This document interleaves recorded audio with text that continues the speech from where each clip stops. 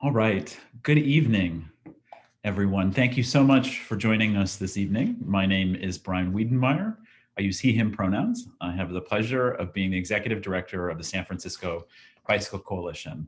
And I want to thank you for joining us tonight for Reimagine Our Streets, a digital event where we will be looking back over the achievements and work of the San Francisco Bicycle Coalition over the past year and looking forward to what awaits us in 2021. A few housekeeping notes here at the top before we begin. I just want to remind everyone that you did agree to a set of community agreements that the San Francisco Bicycle Coalition holds, and I want to remind everyone that we are following those this evening to ensure that this is a safe and welcoming space for all participants, and our staff will be moderating the comment thread to make sure that those community agreements are upheld. I bet many of you will have plenty of questions this evening, and so I want to encourage you to use the Q&A feature on Zoom. If you're not familiar, it's along that toolbar, probably on the bottom of your screen. It says Q&A, and you can submit your questions there, and our staff will be collecting them, combining questions that are similar, and we will be taking as much time as possible in the second half of this event to answer your questions.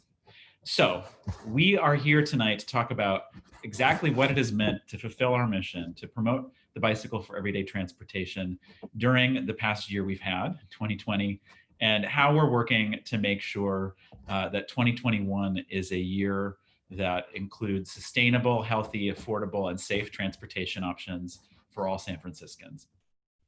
We've had to reimagine our streets this year out of necessity. And in the process, I think we've learned a ton. We've demonstrated really on an unprecedented scale that San Francisco can take quick action to encourage more people to bike and walk. Of course, this has happened during the context of the pandemic, and we really, as an organization, have been very firm about wanting to prioritize the health and safety of our communities first, and really thinking about how our streets can serve a supporting role in the health of our community first and foremost. And so really, where does that begin? It begins with a lot of the slow streets and car-free spaces that I know many of you have been enjoying over the past 9 months or so. The expansion of those car-free spaces and slow streets across San Francisco has been nothing short of transformative. From the Great Highway, through Golden Gate Park, to the top of Twin Peaks, to McLaren Park, where I just enjoyed a car-free John F. Shelley drive last weekend, right before the shelter-in-place order was reinstated. It did not happen all at once, and I think we were careful to make sure that these car-free spaces and slow streets were considered well, and that they were expanded in a way that proved their value in terms of allowing people to exercise and travel outside in a safe and distanced manner. Especially for families with children, I have heard time and again that these spaces have been a lifeline, and they're more popular than ever. I think all you need to do is go on the Great Highway on a Sunday or JFK Drive and Golden Gate Park on a weekday morning to know that they are well used and well loved. Our work now is to preserve slow streets and car-free spaces and expand them while ensuring access for everyone, including seniors and people with disabilities, because we know there are going to be organized campaigns that want to turn things back. We must ensure also that those spaces are equitably distributed throughout our city, and that particularly in our denser eastern neighborhoods where they are most needed, all folks, but especially, again, families with children and others have access to car-free space and slow streets and the benefits they provide. We've also worked hard to make sure that our Quick Build protected bike lane network is expanding throughout the city. The Quick Build design approval process that we made possible through legislation a couple of years ago, that's something our members have fought for and won, has really proved to be a great tool in our toolbox this past year. Highlights include the key connections like Fell Street along the Panhandle, Lefty O'Doul Bridge on 3rd Street, and continuing to build out the network in SoMa on Beale, Folsom, and Howard Streets. Our transportation recovery will be absolutely essential to the city's health and economic recovery, and we need tools like Quick Build protected bike lanes to ensure a full recovery. We're also reimagining how San Francisco gets around. And that includes our programs like our bicycle education programs. Biking has emerged during this pandemic as a safe, healthy, and affordable transportation choice for thousands of San Franciscans. Bike lanes and slow streets mean nothing without people riding in them. And that's why our programming initiatives have been more important than ever. We've seen a huge increase in demand for our adult bicycle education classes. And we've moved many of our classes online while allowing for increased attendance which allows for increased attendance to match demand. Hey, Brian. Yes. Sorry to interrupt everyone. We're getting some feedback that there's a little bit of like shuffling sound on your end. Maybe you can talk closer to the microphone. Okay, or something maybe brushing up against your Thanks for the feedback, everyone. Okay, is that any better, Susan? I think so. Okay, well, we're gonna give it a shot and we'll try to keep the chuckles to a minimum. So we've been able to resume some in-person instruction, including our adult Learn to Ride classes. And we continue to offer all our classes free and in multiple languages. We've also been able to resume our Bike It Forward program and launch a bike match program. So if you tried to find a new or used bike in the past 8 months, you know they are in high demand. Our bike match program was borrowed from an idea from our friends in New York, and we matched donated bikes with folks in need of a bike, prioritizing essential workers who may be impacted by muni service reductions, for instance. So we're following health guidelines. We've also been able to resume some in-person distribution through our Bike It Forward program, events where we partner with community-based organizations to distribute bikes, along with lights, locks, helmets, and in-language bicycle safety instruction. We distribute bikes to both young people and adults, and we love distributing bikes to families so that they can get rolling together. It's super rewarding if you've ever been to one of these events or volunteered, and thank you if you volunteered for any of our programs. You can see some great photos here of recipients of our Bike Match and Bike It Forward programs. We've also had to reimagine Market Street, and this is a bit bittersweet. The good news and the thing to celebrate is that Market Street went car-free. It was only in January of 2020 that happened, and that commute patterns have changed dramatically during the pandemic, but many people are still relying on Market Street, and it will be essential to the city's economic recovery as our spine of our transportation system. Better Market Street and the long-term infrastructure changes that go along with it have also been hit hard by the realities of San Francisco's budget and the economic crisis that our city and our country is facing in the wake of the pandemic. As SFMTA attempts to redesign Better Market Street, we need to ask the question how we can maximize safety and access for people who bike while adjusting the scope of the redesign to conform to budget constraints. This has been a frustrating and at times opaque process, but the voice of our members has been loud and clear that we can't settle for the status quo, and we will keep fighting to make sure that a better design emerges. We've also worked this year to reimagine traffic enforcement. You'll be hearing more about all these from our staff in just a few minutes. This year has been one of reckoning for ourselves, for our country, for our organization, and for me personally, in the role that race and whiteness plays in our movement, and how the work that we have done in the past has caused some harm to Black and brown San Franciscans by advocating for policing in traffic enforcement and theft. We are listening to Black leaders and communities when it comes to what safety on our streets means. As part of moving forward with that commitment, we're reimagining traffic enforcement, beginning with a pilot in the Tenderloin. The streets of the Tenderloin remain the city's most dangerous, and that's by design. Meanwhile, police traffic enforcement is often used as pretext to stop Black and brown drivers for other offenses.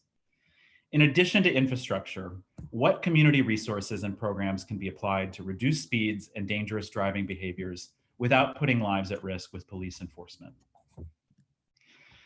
Finally, we have reimagined what our office is and how we do this work. Like many of you, I imagine, we have shifted the vast majority of our work to the digital realm and the virtual space. And I am so proud of the ways in which our team has adapted to meet these challenges. I want to admit and acknowledge that this distance has been tough for me. I miss seeing all of these folks in person every day.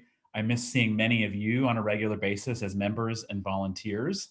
And I am so looking forward to a time again very soon when we can meet out in the streets again. And with that, it is my pleasure now to introduce Megan Mitchell, who is a dedicated volunteer member of our board of directors. And Megan is going to be talking with some of our staff to dive a little bit deeper into some of these programming and initiatives. Megan, take it away. Thank you, Brian. And good evening, everyone. Thanks for having me today. Well, first off, I want to introduce myself. As Brian said, I'm Megan Mitchell, and I'm a proud San Francisco Bicycle Coalition board member. And I'm joined today by 4 of our amazing staff from the San Francisco Bicycle Coalition. Let's start off with everyone introducing themselves. And just for fun, tell us your first biking memory. Janice, let's start with you. Hey everyone, my name is Janice. Thank you so much for being here tonight. I'm the advocacy director, and I use she, her pronouns. I don't have great memory of like when I was little, but I certainly have a lot of photos. And one of my favorite photos, I'm like maybe 3 years old. I have a bike with training wheels on it. This is in New Jersey. And I'm like washing my bike because I guess my parents were like washing the car and I wanted to like join in. It's just a really, really funny photo. All right, I'll throw it over to you, Kristen. Thanks, Janice. My name is Kristen Leckie. I'm a senior community organizer on staff. I work alongside Janice. My pronouns are they, them, theirs. So essentially what I do day to day is I work on street projects in San Francisco, mostly for those walking and biking. I work with neighbors, community advocates, and others on projects to make sure that their feedback is uplifted to those city planners, and the projects actually reflect what the community needs. My first memory of biking, yeah, it's kind of timely. One Christmas, I woke up, got a beautiful decked out bright pink Barbie bike with training wheels and all, glittery rainbow streamers, and then immediately went on the lawn and jumped over and fell into the street. So good but bad. I'm gonna pass it off to Eliana. Great, thanks, Kristen. Love that story. Hey everyone, my name is Eliana. I use she, her pronouns, and I'm the bicycle education manager here. So in my role, I oversee all of our adult bike education programming. So we offer everything from adult learn to ride classes where we teach adults how to ride a bike for the first time, to more advanced webinars, such as Night and All Weather Biking, which is actually tomorrow. So feel free to tune in for that as well. And all of our classes are free and open to the public, and a lot of them are multilingual as well. This was a fun question to think about. I think my earliest biking memory was actually learning how to ride a bike. So I was born and grew up in Brooklyn, and I remember we had a schoolyard at the end of our street. And so I remember my parents taking me down to the schoolyard on a weekend and taking off my pedals and lowering my seat, and just putting me on the bike and pushing. And then the rest is history, as they say. And I'll pass it off to you, Chris. Thanks, Eliana. Hi, everyone. My name is Chris Bannister. I am the volunteer membership coordinator at the SF Bicycle Coalition. Essentially, my role is that I oversee all of our volunteer logistics, including events. I also oversee a majority of our street side outreach programs, and I assist our membership and development team with deliverables. Pronouns are he, him. When it comes to biking memories, so like Eliana, I think the one that comes to mind is how I learned to ride a bike. So as a kid, had training wheels, like many kids do. And then my mom decided the best way to teach me how to ride a bike was to do so without training wheels in the basement garage of our like 40 unit apartment complex in LA, which was able to hold exactly 40 cars. So there was constantly cars coming in and out as I was learning how to ride sans training wheels.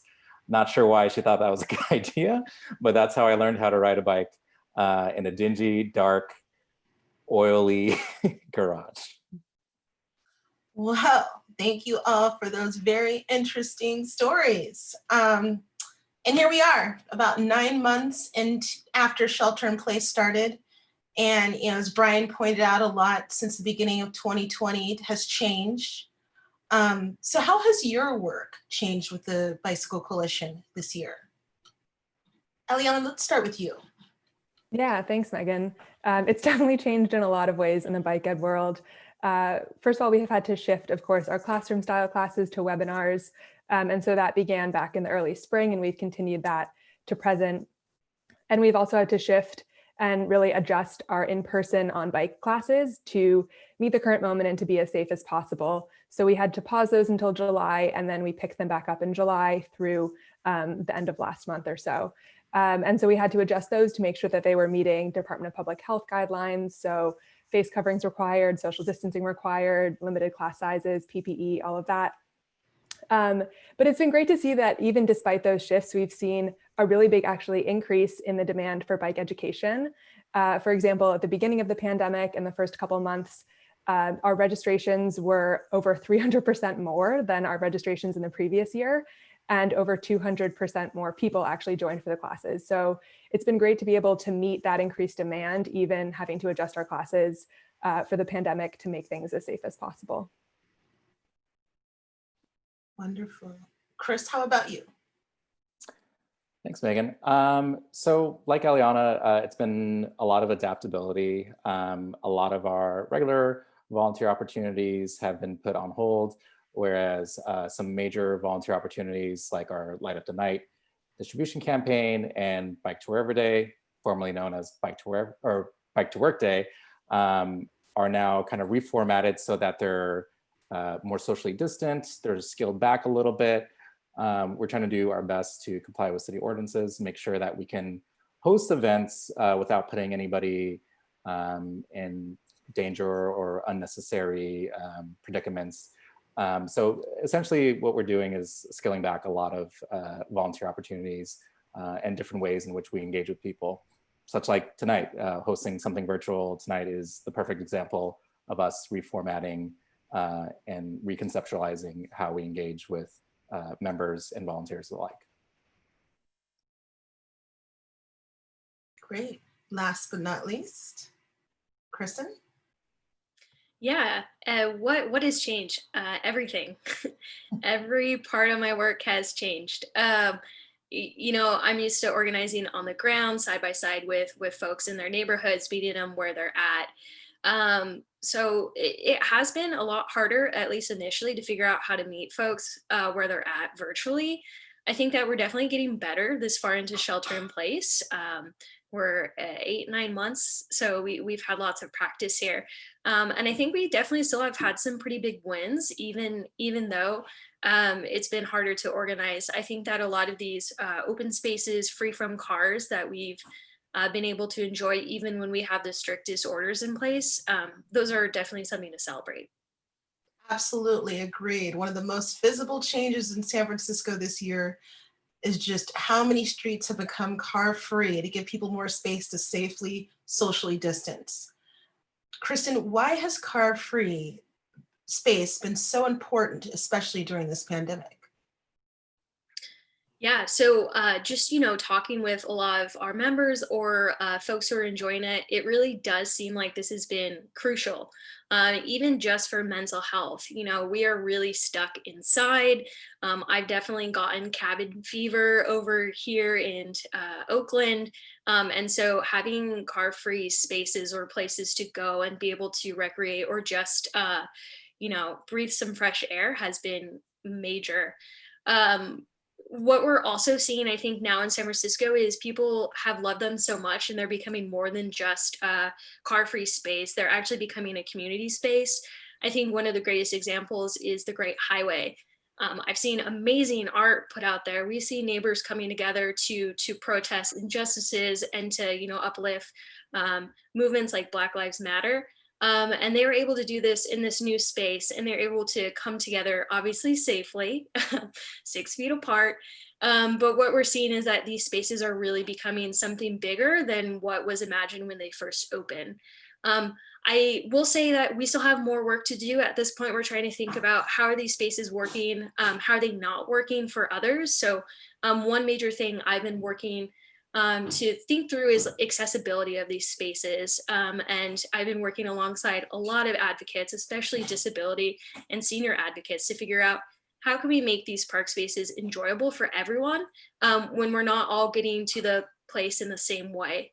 We're not all biking there. So they've been great. We're continuing to work towards making them even better. Wonderful. On another note, not all spaces have gone car-free during this pandemic equally. So why do you think that's the case, and what do you think we as an organization can do about it? Yeah, I'll take that on. And that's a great question, Megan. While I over here in the Outer Sunset was throwing like a slow street hockey tournament at 41st in Ortega, just a couple blocks away, both of them slow streets. When we saw Slow Streets first launch, there were literally no streets in District 6. We called that out right away, and it has remained our top priority. We've organized neighbors, led direct actions in the Tenderloin, held community meetings and more. I want to give thanks to some of those TL folks who are on the call here, like Eric Roselle from TLCBD. Unfortunately, the SFMTA still does not believe that the slow streets treatments make sense in the Tenderloin. So months later, we're still not seeing any slow streets in Soma or the Tenderloin. With that said, we've still been able to win change, including a social distancing lane on Jones Street, a daytime street closure in front of St. Anthony's on Golden Gate Avenue, 2 part-time road closures as part of shared spaces on Golden Gate Avenue and Larkin Street, and Place Streets as well. So for slow streets, rather than get hung up on terminology and what things are called, what Tenderloin residents really want to see is action, which is why we're now pivoting to getting quick builds in the ground, which is a known effective treatment. So next week, the SFMTA is going to launch outreach for 2 quick build projects in the Tenderloin, one on Leavenworth and another on Golden Gate Avenue. There's more promise for Soma around slow streets, where we've been bringing community partners like Somcan, West Bay, United Playas, and others to the table. And we expect to see slow streets roll out here in early 2021, which is really exciting. Of course, this is only a tiny snapshot of all that's happening in the Tenderloin and Soma. And a lot of the protected bike lanes in Soma that we approved pre-pandemic are going in the ground.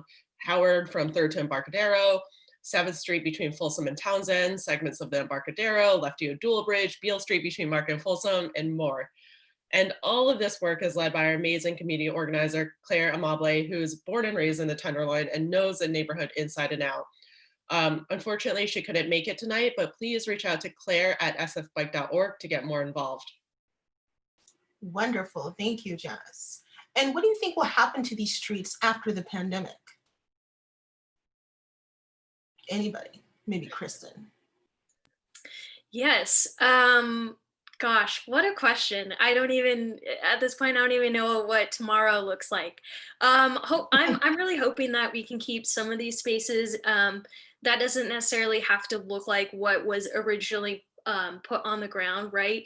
I think that it's a time to reflect, get feedback, figure out what's working, what's not working, and just kind of keep moving forward and see what we can fit to the community's needs going forward. I think that, people have really shaped these spaces, and I really am excited to see what the conversation continues to be and work alongside neighbors, because it really is different street to street, park space to park space. So I'm excited just to continue working with them to make sure the spaces are fitting their very specific needs. Definitely. Thank you for that. And another significant change to look forward to is how San Francisco, like many other cities, have been discussing the role of police and how they've harmed Black and Brown communities.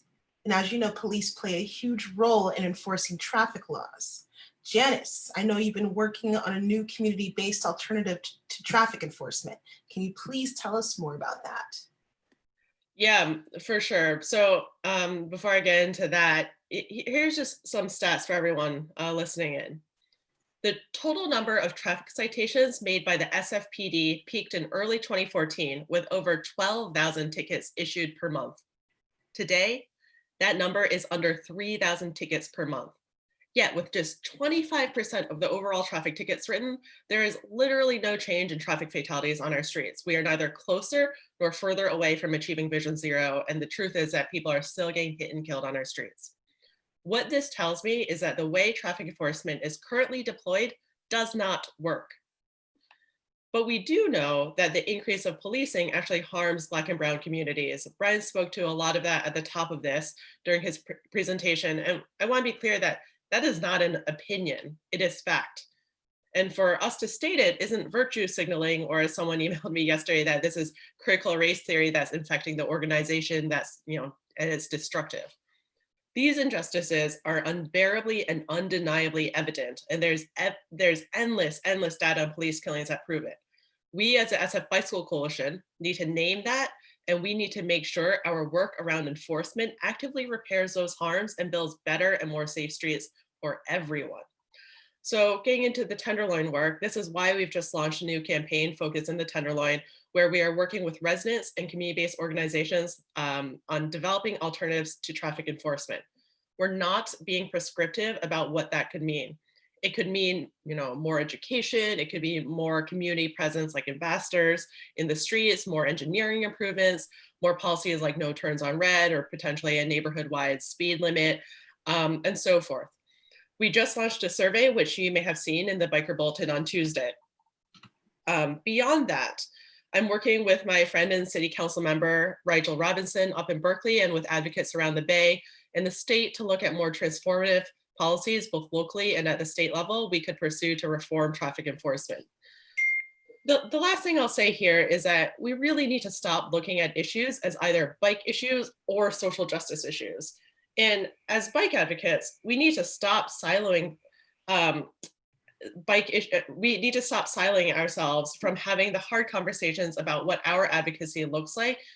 And that if left unexamined, I do believe that our work can do more harm than good. This work around traffic enforcement reform doesn't mean we stop fighting for bike lanes or slow streets. I mean, I just told you about all that work. We continue to win more and more protected bike lanes every year. But when our work is infused with social justice, and when we build new partnerships like with TLCBD, it means that our movement is stronger, our work is resilient, the infrastructure we fight for will last, and the San Francisco that we build together is more just. Wonderful. Thank you for that information, Janice. And this question is for everyone else. So let's talk about transportation. It's another huge challenge that we're going to be facing in 2021 with a drastically reduced Muni service and Muni facing a severe budget crisis. What has changed about how San Franciscans get around? And how can we meet this challenge with biking? And why can biking be a great tool? We'll start with you, Chris. Thanks, Megan. So a lot has changed in this year due to the severe Muni budget cuts. As somebody who grew up and was born and raised in LA, who would regularly take public transportation, the metro, coming to San Francisco in 2008 was a godsend. I had never seen public transportation so effective as I had in San Francisco. Granted, there are other cities that have robust transportation, but I'm talking specifically California. So now that that's cut, there is a lack of accessibility for people getting around. And so what we're trying to do is we're trying to fill in that gap and fill in that void. And the bike is a great way to fill in that gap. One of the main issues when it comes to accessibility for people biking in San Francisco is really just bike ownership and feeling safe getting around. So what we've been trying to do is make it easier for people to own bikes. And the way we've been doing that is through our Bike Match program, which is led by our program coordinator, Joanne Burgess, in which we give back refurbished and donated bikes into communities that need it and to folks that need it, specifically folks who are essential health workers, folks who are in lower income communities, or other folks who, for whatever reason, have challenges in obtaining reliable sources of transportation. Additionally, we are trying to make sure that folks are getting around safely with our seasonal program, Light Up the Night, for any of those who have gone to a Light Up the Night event or who have volunteered a Light Up the Night event. You already know what it is, but for those who don't, we obtain anywhere from 1,000 to 2,000 front and rear lights. And we give those lights out to folks who are riding in the dark for free, just so that we know that they are getting to where they need to get to safely. So that's just some of the ways that we've been trying to implement better bike accessibility here in the city. Wonderful. Eliana, would you like to go next? Yeah, sure. Yeah. Chris, like you said, I think accessibility is such a big part of it. And biking can be a really great tool in this time. And I think we've seen, as I mentioned before, with a big increase in our class attendance, that a lot of people are turning to biking for, as you mentioned earlier, Kristen, mental health and well-being, for transport, essential transport, and just, for recreation. And also going back to your point, Chris, about accessibility, a big goal of our programs, writ large here, and also membership and volunteering, is to break down barriers that people might face to biking. And so Chris mentioned our Bike It Forward and our bike match programs. And a big part of that is actually also language accessibility. And so this year it's been really great. We've increased our in-language offerings. So our offerings, in Mandarin, Cantonese, Tagalog, and Spanish by over threefold over the previous year, over 2019. And so that's really great. And we're really looking forward to expanding that in the coming year in 2021. Wonderful. And Kristen? Yeah. So Chris and Eliana talked to a lot, but I would also say, especially linking to folks who take our amazing bike ed classes, having comfortable spaces where they feel safe and can practice are really important as well. So we talked a bit about some of those open spaces, Golden Gate Park, Twin Peaks, Great Highway, slow streets as well throughout different neighborhoods. They become a space where people are more interested in trying out a bike, figuring out what it would be like to bike, whether that's just to get groceries, just to have some fun, teaching their kids, whatnot. I think that having those safe and comfortable spaces will really help people try it out. And that doesn't mean they have to become a superstar cyclist. It could mean that they're biking to school one day a week just to try it out, because maybe the bus is hard to access right now with COVID. It's just creating those spaces so they can experiment. I think that will really help people try out biking or walking if it's viable for them to get to anywhere they're trying to get to. Thank you. And I know at some point we're going to be running short on time. We'll be getting into our Q&A soon. But first, all the work that's being done here is so inspiring. Please let us know how folks can support the Reimagining SF Streets on their own. So when it comes to support, I say this a lot in my ambassador trainings, but our membership dues are really what solidify us as an organization. Without our membership dues, we wouldn't be able to provide the necessary means for staffing, number one. We also wouldn't be able to provide the necessary means for a lot of programming. So everything that you have heard in terms of like advocacy, programming, and all of our other work, that would reduce. So I know it sounds kind of like a broken record, but we always encourage folks to please reach out to your friends, your family, your partners, whoever, and let them know about the organization. Ask them to become members if they do care about city infrastructure, if they care about biking here in San Francisco. Becoming a member is the best way to support those efforts. This year alone, we were able to introduce a reduced rate membership for folks who are seniors or students, or for folks who maybe aren't able to afford our standard membership. So we currently have 2 membership tiers, one that starts at $45, one that starts at $15, the $15 being our reduced membership.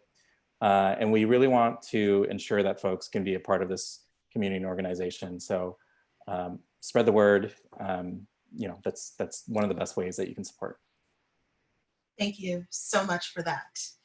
All right, so now we're going to open up for Q&A from the audience. But first, I'm going to invite Brian back to join us. Welcome back, Brian. Thanks. Alrighty, and I will just go right into it. And keep the questions rolling in. I'm seeing quite a few up so far. So I'm going to start with first, how can we work with the city to connect the slow streets and existing bikeways into a comprehensive citywide network in 2021? Yeah, I can take that on. So I think that was Zach, you asked that. It's such an incredibly timely question. It was something that we knew. It was actually one of our members who might be on, Hunter Oatman Stanford, who was poking me about bike plans. I was like, good grief, like we need to figure out, how we're going to knit together slow streets and shared spaces and social distancing lanes and, the car-free park spaces, especially as we will, inevitably get out of the pandemic, right?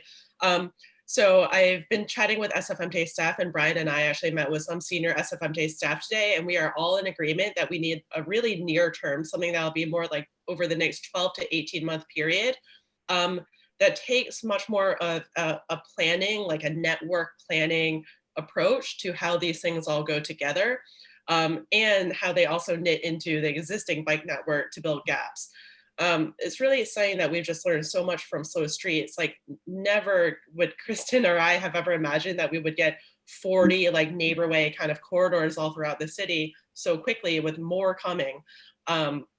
But as these have been happening really ad hoc on a one-off basis, one by one, we need to do a lot more planning. And so we're 100% with you, and we're excited to hear that SFMT is really in step with us on that. Wonderful. Thank you, Janice.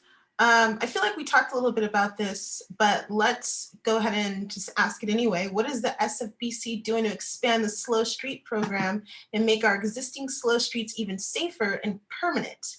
And how can local neighborhoods support those efforts? I'm gonna pick you. Yeah.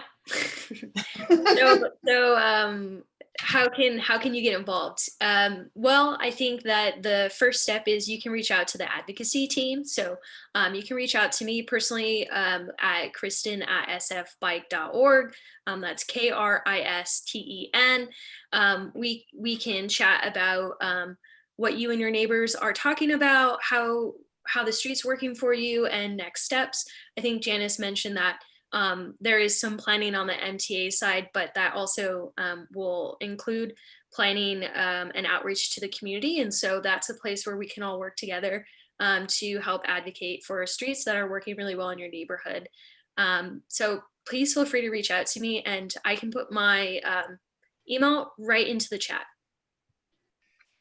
Can I just add one thing to Kristen's fantastic answer, which is, yes, our staff is doing fantastic work, and our members, and that combination is really what helps us win our campaigns. And I want to give Kristen, I want to give you credit for doing a lot of the hard work of listening and of really thinking about considering all the different stakeholders. So I said at the top of this, I think car-free spaces and slow streets are going to be key to our recovery.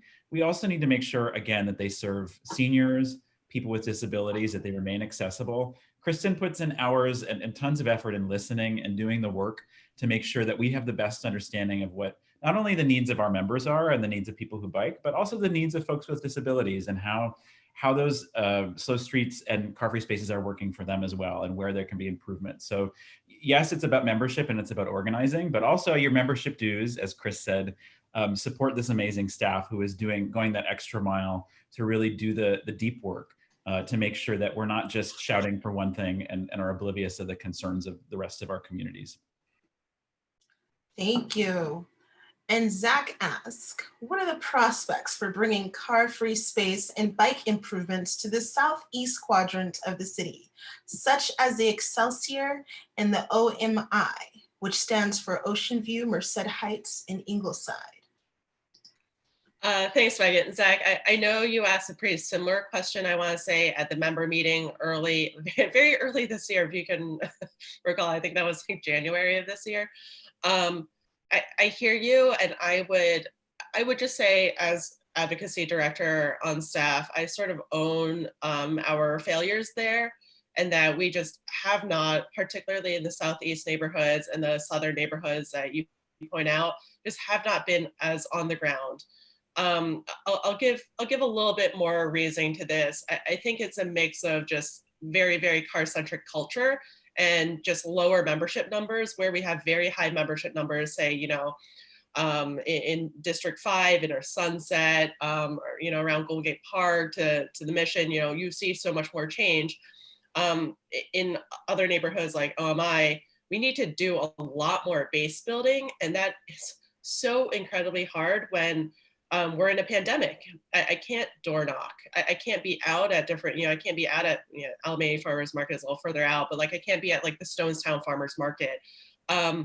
And I will say that, the advocacy team has been understaffed, and we have been without a Southern, Southeastern community organizer for some time. And we are looking to staff up in the near future. But that is really, really dependent on, our ability to honestly raise funds and build the power and show that work on the ground. So it's a lot of things all together, but I don't think that, the SF Bicycle Coalition will be successful in winning car-free spaces or protected bike lanes in southern neighborhoods of San Francisco without the base building on the ground work. And we just have to rethink what that looks like during a pandemic. Thank you. Peter asks, slow streets are clearly a priority for the San Francisco Bicycle Coalition. What are the ways the coalition can help D10 members make the Minnesota slow street permanent? Not saying I feel personally attacked right now, but yes, I can answer a lot of the questions in the Q&A. So Peter, I met with you. I know Donovan's on this call too. And Peter, you and Donovan have been really amazing in, organizing local residents in Potrero, Dogpatch. And so I told you was, really take this opportunity right now with, Minnesota slow streets going in the ground and other slow streets within Dogpatch, Potrero neighborhoods. And find, ways to figure out the treatments within the sort of slow streets toolbox that makes most sense, and how you can turn that into more permanent treatments. Is that traffic diversion? Is that, I think traffic diversion is going to be the really big one. Is that, traffic circles, roundabouts? Is that more of the treatments that we're seeing on Page Street, like with the decreasing of the, like with using paint and post to decrease the space at intersections, and to really figure out where those treatments should be going in the ground. And Kristen talked a little bit about the future of slow streets, but we know that starting in early 2021, there will be, we do expect that SFMTA board will take action to begin making some slow streets more permanent. But we know that they're going to take a little bit of the easy route, and they want to make sure that whatever they look to approve is going to be something that is really widely demanded and loved by the community. They're not going to go make something permanent where they know they're going to have a lot of pushback. So I think as advocates, it's just to really hone in the exact treatments, exact locations, the corridors, and build that on the ground support. And I met with you all very recently, and I've got your back in working with you all. Sweet. All right, next question.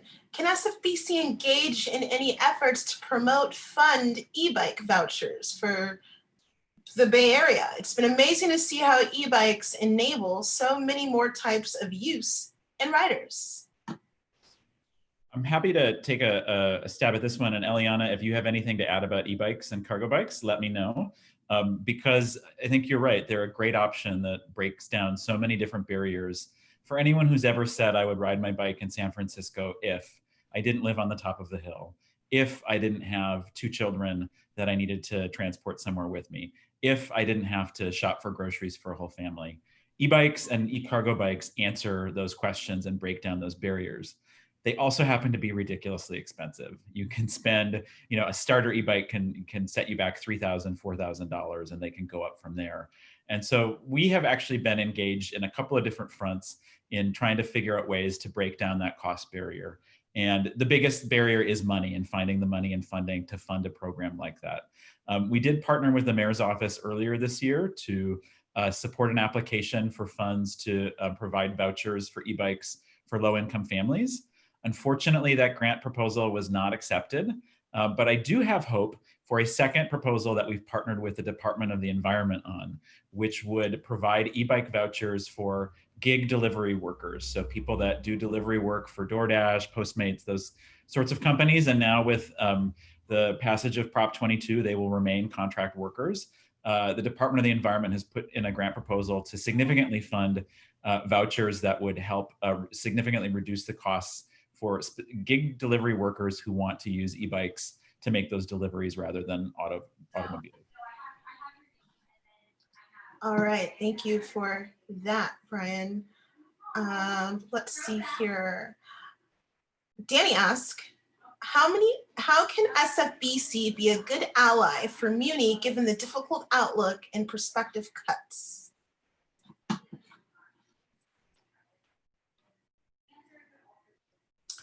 There's nobody touched the question, but Janice. So I'll take that. I mean, I think you all know I wear another hat. It's, oh, you can't see it so well. I'm on the BART board, so I very intricately know just how devastating the budget situation is. I'm going to give you all a little bit of a preview here. The way you solve a lot of the problems is, it's on the agencies to make the right cuts, the smart cuts. But we as advocates can bring in more revenue. And so we don't expect that there's going to be a local election in 2021, but in 2022, there's going to be the primary in June and the general election in November. And we need to begin fast figuring out what those ballot measures are going to be. We do expect there's going to be a general obligation bond for Muni, similar to what we worked really hard on in 2014, that was Prop A. We also know that Prop K, our sales tax, needs to be reauthorized. So can we go above and beyond the existing Prop K? Being mindful that, sales tax is by nature regressive. So, how can we make a better and bigger Prop K? And then, specifically around Muni operators, I think it's incumbent on the SF Bicycle Coalition, on me, on Brian, the advocacy team, to be reaching out to our union partners in the city who represent a lot of the Muni operators. That's like TWU, 250A, that's Local 21. Local 21 represents all of the legislative aides, but also a lot of city planners as well. And working with their leadership, Local 21 has been a great partner, and they've sponsored events in the recent past. And so I think it's working with those partners to figure out what are the ballot measures or what are the initiatives that we can put forward to really make sure that we're bringing in revenue that can pay, staff so that we can keep building bike lanes, so that we can keep running really excellent service, so that we can make it through this pandemic together. Thank you.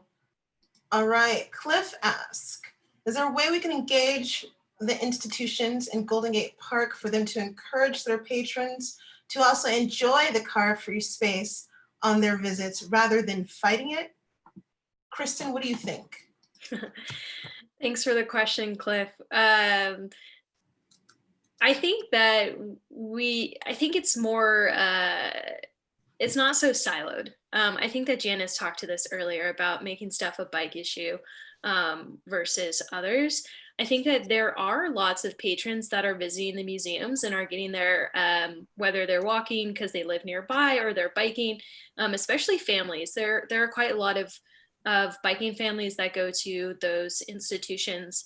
But I do think that we could all benefit from chatting more and coming to the table. There is actually a study that is about to start. It's called the Golden Gate Park Sustainable Travel Study.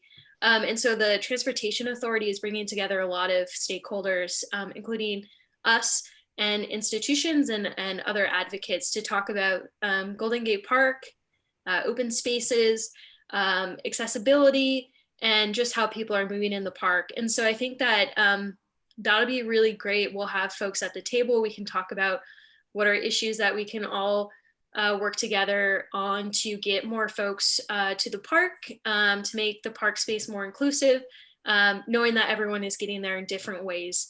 So I'm feeling hopeful that that study will be able to have a lot of these conversations, and we'll be able to come out of it with a park that's actually much better for everyone, and people are able to get safely and comfortably to the institution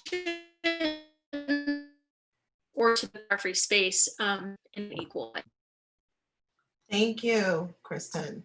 Okay, next question. Supervisor Marr was supportive of closing the Great Highway, and now he's expressing skepticism about the long-term plan. What can we do to work with him? I will take that one as well. So we are working with Supervisor Marr, and I wouldn't say that he's skeptical of the Great Highway in the long term. I think that he was asking for more consideration for different city agencies to work together to address some of the issues that neighbors are facing. You know, there are neighbors that are on parallel streets who are seeing a lot more cars on their smaller neighborhood street now that the Great Highway is closed. And so Supervisor Marr really wanted the MTA to go out there and do some traffic calming. They've done actually quite a lot. And they now have a project website that's live where you can see some of the work they've done, but there's definitely a lot more to do. And so he's been having a lot of regular conversations with neighbors weekly, actually. And I think now where we're at is that Marr, you know, was pushing the MTA to really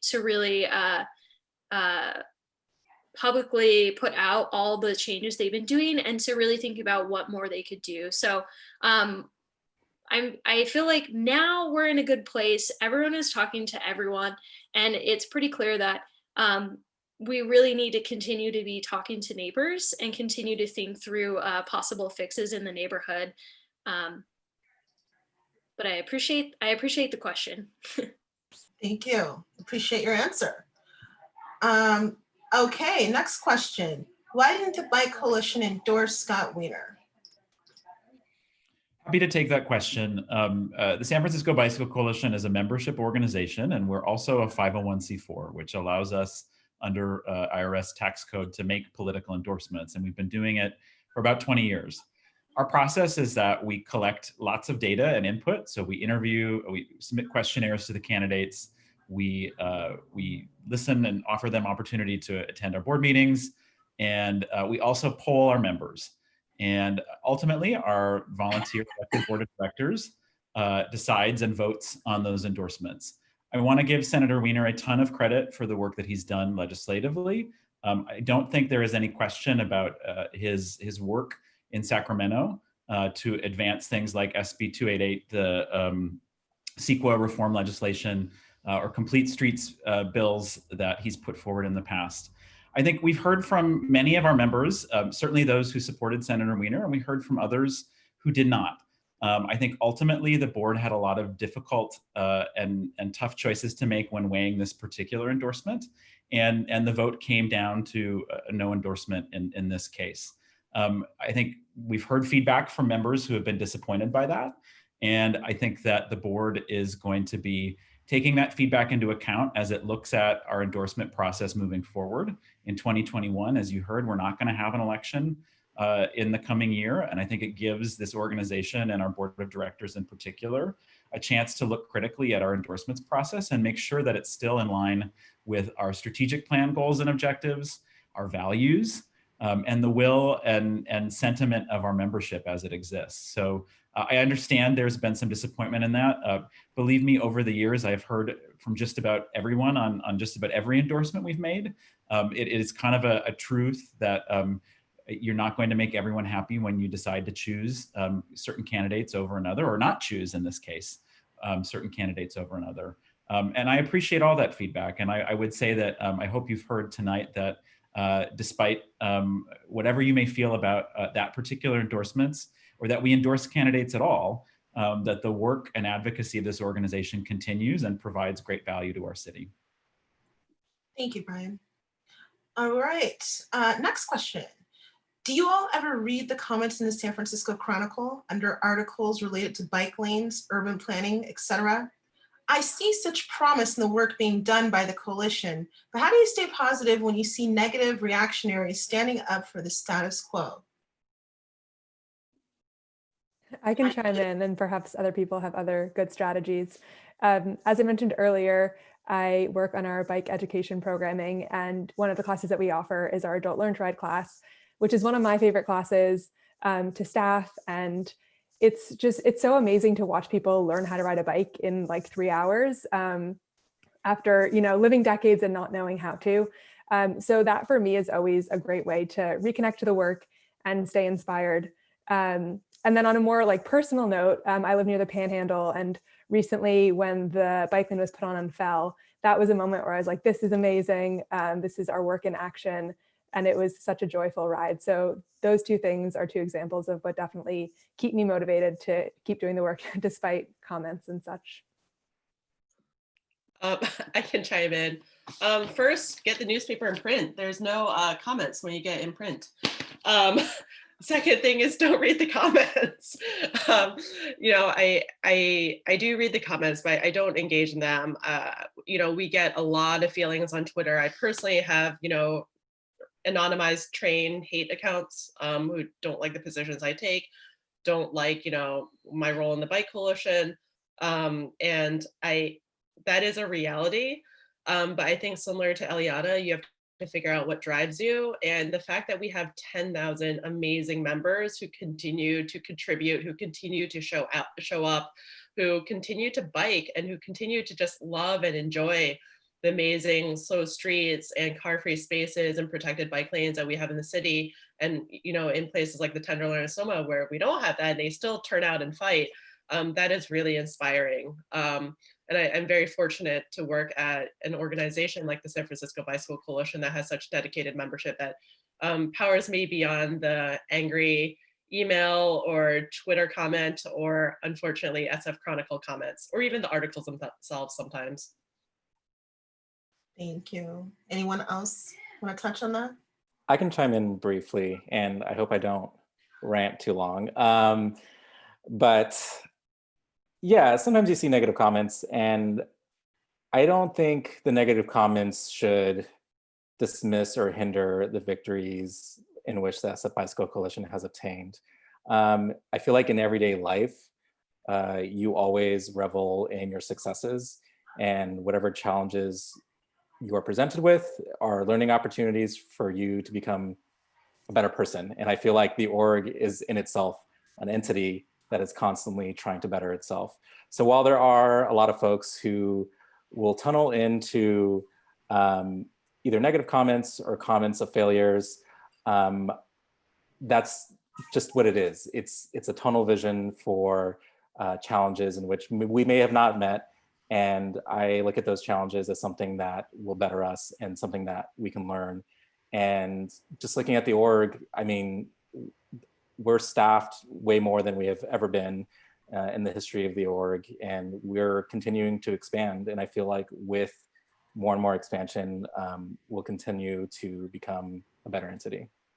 Thank you so much. I do want to ask this last question. It is 6 o'clock, but we all love us, and I see there's a bunch of people still on the call, so thank you for sticking with us.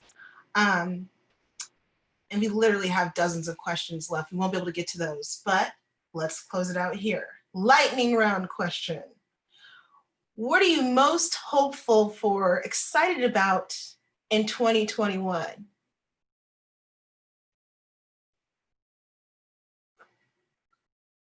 Okay, I'll answer the question first. This pandemic hopefully being over and me being able to get my hair done on a regular basis. All right, I'm going to send it to you, Kristen. All right, what am I looking forward to? More bike rides with my dog. Mm-hmm. I can jump in. So when Kristen and you all win Car-Free Golden Gate Park, post-pandemic, I'm going to ride on that Car-Free Golden Gate Park every single day of the week to the office, because I can go to the office now because the pandemic's over.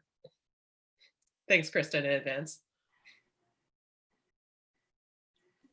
On a related note, I'm looking forward to hopefully being back in the office with all of you wonderful coworkers.